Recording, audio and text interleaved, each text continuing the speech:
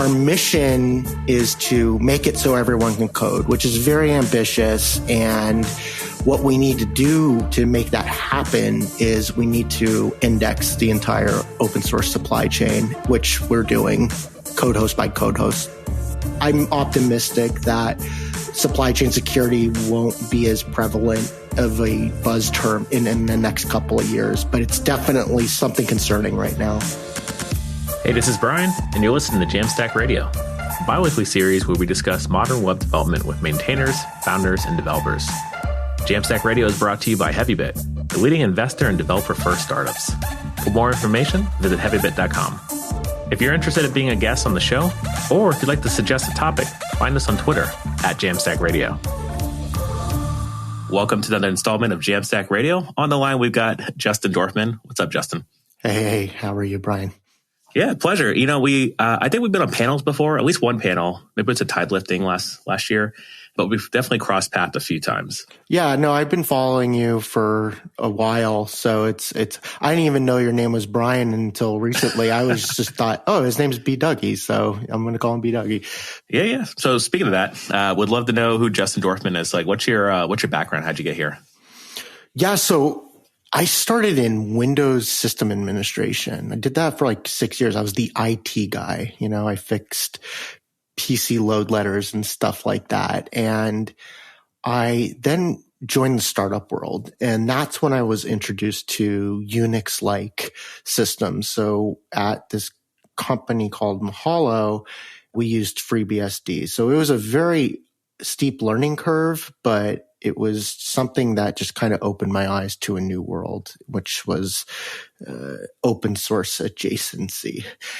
So real quick, could we just take a quick tour through Mahalo? Because like Mahalo is a thing that I was aware of. Can you explain what that was and what it was trying to accomplish? Yeah, it was a human powered search engine, and we were doing very well. And then Google updated they called it Panda, which is like their algorithm. So basically our revenue was cut in 75% overnight, literally overnight. So there was a lot of layoffs. I got put on part-time, which was like perfect because that's when I joined this company called NetDNA, which had a brand called MaxCDN. We eventually changed the name of the company to MaxCDN. And that's when I turned from an open source consumer into an open source contributor. The first thing I did was I wrote like a PHP client library for our XML RPC API. It was like really, really old school, but this is like 2011. So, and PHP because we had a lot of WordPress clients. So yeah, they used PHP. So shortly after that, like, the co-founder of MaxCDN, David Hensel, went over to my desk and he's like, "Hey, could we talk for a sec?" I'm like, "Okay, yeah." He's like, "Hey, look, dude, you're not a really great engineer, but you are a good marketer." So I was like, "Well, no, I'm going to be an engineer." That's, he's like, "Okay, what if we call you a developer advocate?" I was like, "Oh, I like that. That's really cool." So during my developer advocacy at MaxCDN, one of the biggest projects that we brought on was the official CDN for Bootstrap, the Bootstrap project. Over the 8 years I ran that project, we did 108 petabytes of bandwidth, 4.3 trillion requests. It was installed on 7 million sites, and we donated about $5.3 million of services to the open source community. And, that's when it clicked for me, where I said, you know what? I think David's right. I'm not great at engineering, but I am really good at listening to what developers want and giving it to them and providing these non-code contributions that has bigger impacts than any other pull request or issue that I file, like maintainers, like if you see popular projects, they have hundreds of issues and hundreds of pull requests. They need another one of those, like they need a hole in the head. They want these non-code contributions that are going to make huge impacts. And that is done with, funding, mostly, that's probably the biggest thing. Okay, cool. So yeah, you found your way to advocacy, Max CDN, but I'm curious, what's the story? How did you get to Sourcegraph? And actually, we can even say what does Sourcegraph do as well? Yeah. So Sourcegraph's a code intelligence platform, and we are indexing the OSS supply chain. So we have competitors like GitHub, which does the GitHub ecosystem. But we wanted to do something different where we don't just go from GitHub. We go from GitLab. We go from GNU, Savannah, Eclipse, Fedora, all these different code hosts. Because before I started at Sourcegraph, I was so ignorant. I thought everything was on GitHub. If they weren't, then they were doing a mirror. And then when I joined Sourcegraph, I was like, oh, wow, that is not the case. There are so many Git repositories and Git servers out there that are on their own infrastructure. Like Fedora, they have 35,000 repositories that are on their own infrastructure, their own bare metal servers. So yeah, we saw an opportunity there, and it's really why I really wanted to join, because our mission is to make it so everyone can code, which is very ambitious. And what we need to do to make that happen is we need to index the entire open source supply chain, which we're doing code host by code host. Yeah, excellent. Yeah, I did spend some time at GitHub, 4.5 years, and it's very eye-opening when you find out there's so much more that happened before 2008 when GitHub started. Yeah, but yeah, it's any large company, any large open source project. If it was around before 2008, there's a good chance it's probably either self-hosted or somewhere else. So you can kind of draw that line in the sand.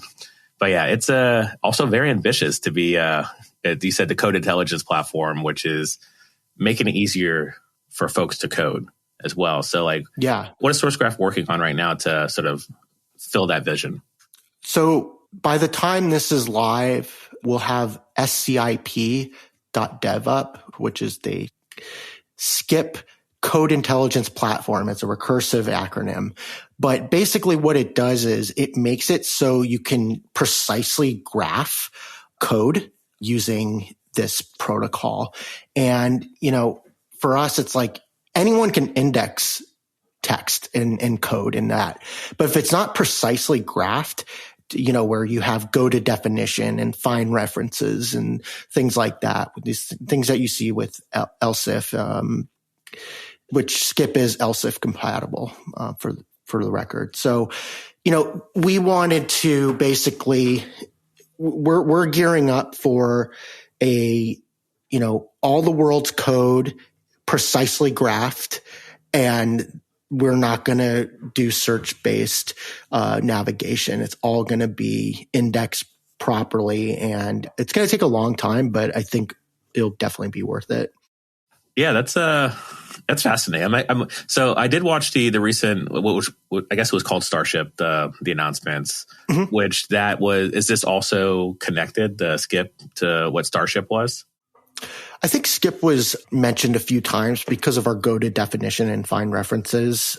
We've made some few updates to that feature within sourcegraph.com and our enterprise offerings. But what Starship was to basically show hey, we could put on a launch event, it was a challenge that we wanted to give ourselves. And honestly, it really exceeded our expectations. We thought okay, there'll be 50 people at our live stream, but it ended up going up to 350. And we're oh my God, this is so crazy. And it's just interesting.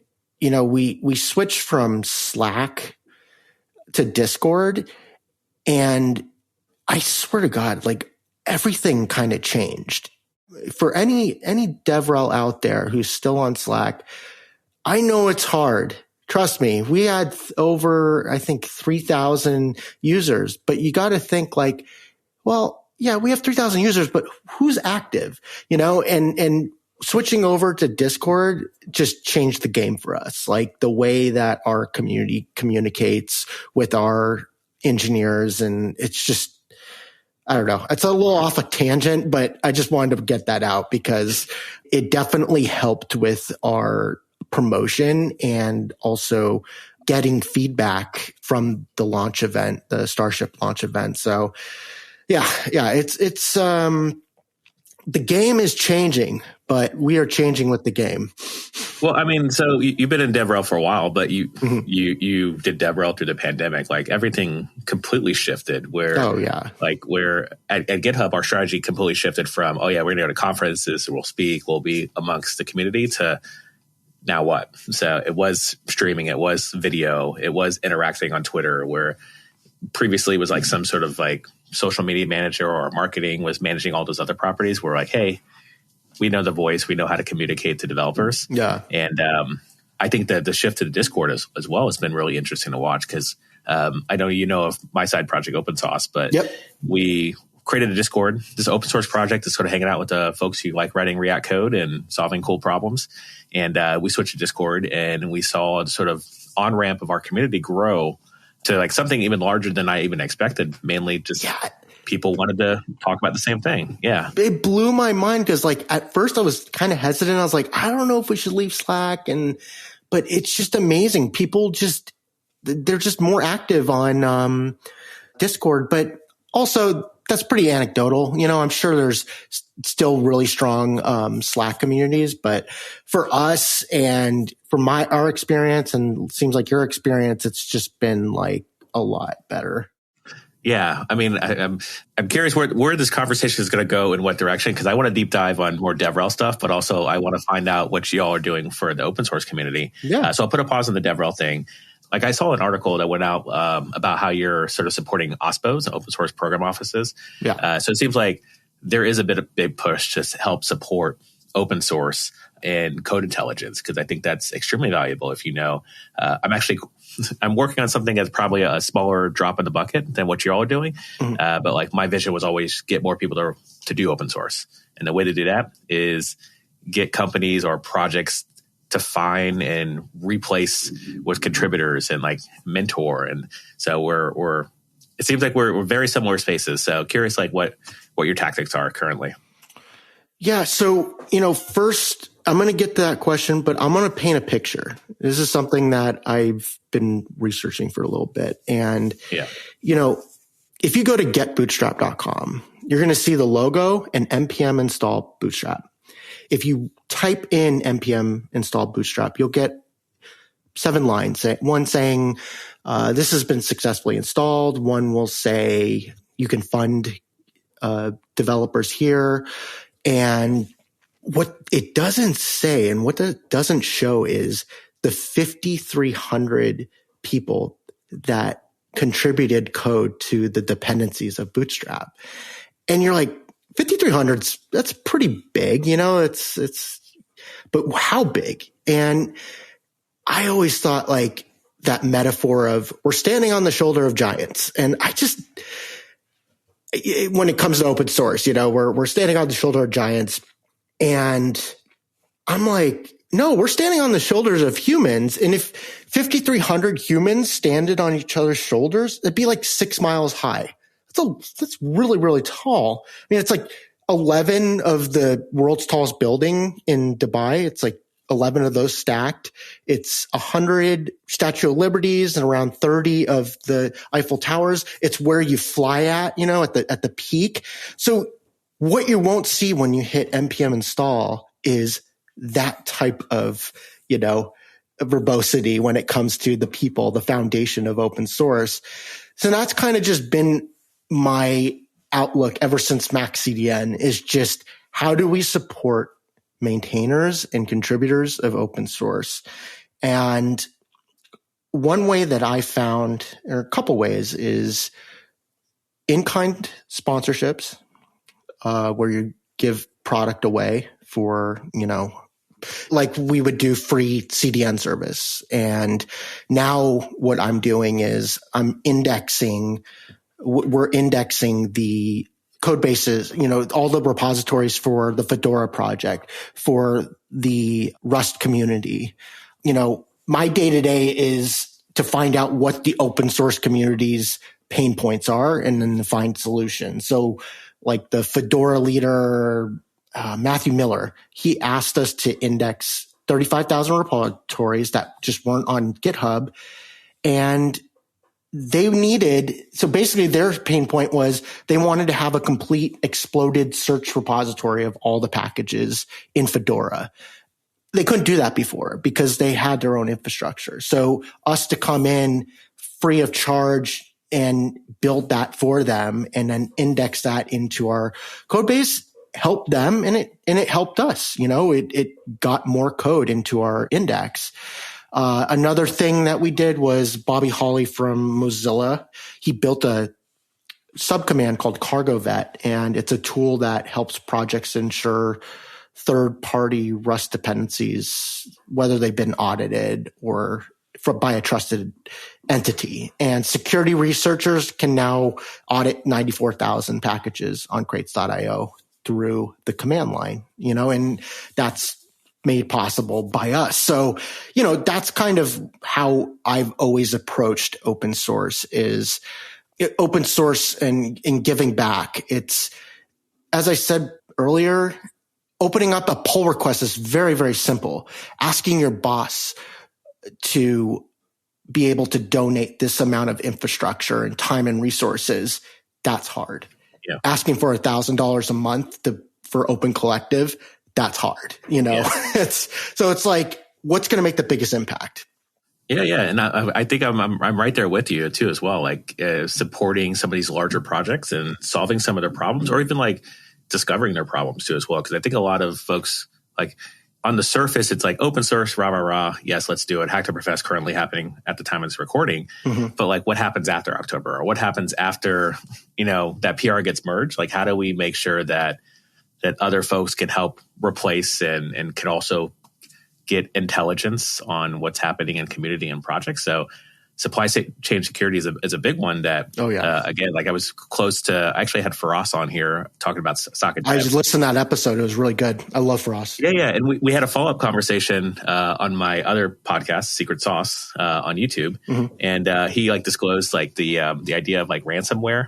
Yeah. Where folks basically will hijack projects. It's almost like DDoSing, but inside commits or inside of comments, and sort of blocking production or the release cycle of the project while they have to combat against. Is this good contribution, or is this somebody trying to poke holes at the system? So it's all stuff that you don't really think about when it comes to open source in general, just like when you do npm install. And I was also curious, I don't know if this is on your radar as well, but even the U.S. government is now doing triage into open source to see where contributions are coming from and trying to focus, because there are certain countries that the U.S. government just does not want to partner with or operate with. So that all comes into question as well. Yeah, actually, I'm on an advisory. I don't want to say an advisory board, but I'm just an advisor for a project out of the Atlantic Council, which is a think tank. And when we have meetings, Craig from Craigslist is there. So I'm just I take screenshots and show my friends, look who I'm in. No, supply chain security is very, very important. I'm really happy that Faraz is looking into it, as well as Dan Lawrence, previously of Google, now of ChainGuard. So the way I kind of got involved with supply chain security was around 2013 when Bootstrap CDN got hacked. It was pretty gangster the way they did it. They really, really thought about it, and it was pretty sophisticated. So they injected malicious code in a JavaScript, but it would only trigger on Windows 7 running IE6. And then it would basically install a Java applet and basically take over the computer. I don't know how long it went undetected, but after that happened, I just kind of got into, oh my God, I have a big responsibility. When I say I mean like MaxCDN has like a big responsibility to make sure that these are secure. So when sub-resource integrity came to the plate, it's basically you can put like hashes inside of script and link elements. And if the 256 hash doesn't match up, it won't execute the script. So I was part of that initial working group and giving as much support as we could to make sure that, we can secure the supply chain. And just what's being done today with SigStore and all these other initiatives makes me very hopeful. And also the legislation that's going into not just the federal government, but there's also, state governments and local governments that are becoming more and more. It's cheaper to invest in things like this than pay a $2 million ransom for, a network takeover. So supply chain security is definitely a concerning issue right now. And I'm happy to report to everyone here listening is great minds are thinking about it. There will never be 100% secure open source supply chain. That's just not possible. But there are companies and people that started these companies that came from backgrounds like from Google and all the other FANG companies that are tackling this. So I'm optimistic that supply chain security won't be as prevalent of a buzz term as in the next couple of years, but it's definitely something concerning right now. Yeah, for sure. Yeah, so I did want to touch back on Sourcegraph and like folks they might be interested in this sort of open source angle. Like how do folks get involved? Do they reach out to you if they have projects they want to get indexed, et cetera? Yeah, just go to sourcegraph.com/community and join our Discord, or you can just email community@sourcegraph.com and I'll hook you up with some swag, got to have some swag. And then, we'd love to get involved any way we can. We have multiple open source projects. I don't even know all of them. There's so many. It's lots of things we can talk about, like Skip and other initiatives that we're behind. And we're always just looking for more people that want to make it so everyone can code. Cool. Sounds good, man. And I'll be in the Discord. I'm in a ton of them, but it's nice to, when you got some downtime on a Friday, to catch up and see the news and hang out with friends. So, well, wait a minute. You and Faraz, you brought up Darknet Diaries. Yes. Are you in the Darknet Diaries? Honestly, I'm not, and I've heard about this one. Okay, so you got to become a patron. A patron, yeah. Yes. I just gotta say, when you guys brought up Darknet Diaries, I was like, oh my God, I'm so glad they did that because I listen every week, like religiously. It's such a good podcast. Yeah, it's pretty good. And what's funny, it was actually a pick on this podcast originally that got me into it. Yeah. Years ago. Amazing. Yeah, no, it's for anyone, if you get anything out of this conversation, Darknet Diaries is a great podcast.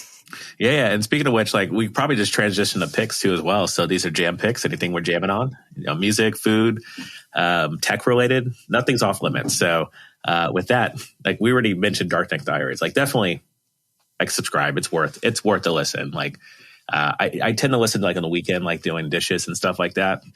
The storytelling is what really gets me. Like it's good stories. He's so good. Yeah. He's really it's if you're like a listener for over a couple of years, you can listen back and you can listen now. Like the way he tells and he pieces stories together, it's so, I don't know. He's just a good podcast. Excellent. Well, if you don't mind, Justin, I'm gonna jump in and mention one of my picks, which I've been messing around with recently. It was actually we had this tool internally at GitHub, which a designer had built. It's kind of like Slack meets Figma, where like people can share their designs and get just a bunch of feedback. And with GitHub having so many employees, you just get random feedback and really good insight from just random folks. So that person who built that recently left.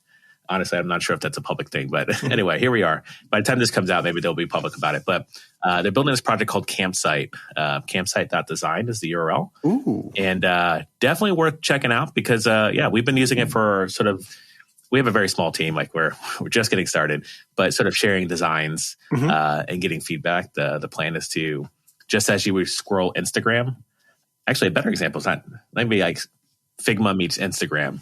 You're scrolling through designs, you provide some comments. You're like, oh, this is cool. Would be cool if we did this or whatever. You just type a bunch of comments and you share them. But then you have this other thing called rituals. It's like a design ritual where you just like have a standing date or a day each week or every other week or whatever it is to like talk through designs. It's like more of like an engineering seek. I'm going to definitely check this out. Yeah, I think it's going to be so Brian, who created it. He has a really good insight into design. I listen to his podcast, which is also probably should be a pick, Design Details. And they tend to chat with designers about designy things. And as an outsider, not a designer, I like similar like security. I'm not a security researcher or anything like that. I just like listening to stories from other folks about how they think through problems and hopefully try to glean some of that in the projects I work on. Nice. Yeah, I got one besides the podcast, but thanks.dev. It just launched today, which is the 27th, and basically allows you to easily donate to all the dependencies that your company uses. And you can basically easily toggle how much each repository, like if you say, I want JavaScript dependencies to get like 75% more than the Go dependencies. It's very simple and beautiful. And it's just, I don't know. We're really happy to be a launch partner with Sentry, as well as the Cash App. And, come join us, to fund your dependencies. Remember those 5,300 people that you can wave to when you're in an airplane. Yeah, that's amazing. I literally was just talking to somebody at dinner about this yesterday, about being able to identify dependencies. Yeah, there's a few. There's Back Your Stack, which is an open collective project, and thanks.dev is the new kid on the block. And as I said, like I got a demo and I was like, holy crap. Who's behind this? A guy named Ollie. He's got a Discord. Okay, makes sense. I forget his last name. Don't kill me, Ollie. But yeah, I mean, he's been in the open source game for a while, and he's just been thinking about I want to make a business that basically helps maintainers. And so far it's going great. Excellent. This is pretty cool. I'll definitely, I'll be poking around this, and I'll keep it in my, my future slide deck when I talk about open source too, as well. Cause it's definitely, it's solving a problem. And I like that it's, you just log in with, it seems like GitHub or GitLab, which is cool to see both options there. Yeah. And, folks, check it out and support actually, honestly, I would say individuals check it out, but I think even better, get your company to check it out, because I think this is a practice that I think more companies should do. Well, that's the thing, what I said earlier, and I would love to end on this. It's easy to open up a pull request. It's hard to go to your boss and say, I need a $300 recurring credit card, virtual card or whatever, and we're going to open up on thanks.dev. Like that's tough. Do the tough things, because the tough things have the biggest impact and help sustain the open source community. Amazing. Well, Justin, thanks for the chat. Thank you. And folks, keep spreading the jam. That's all we have time for today.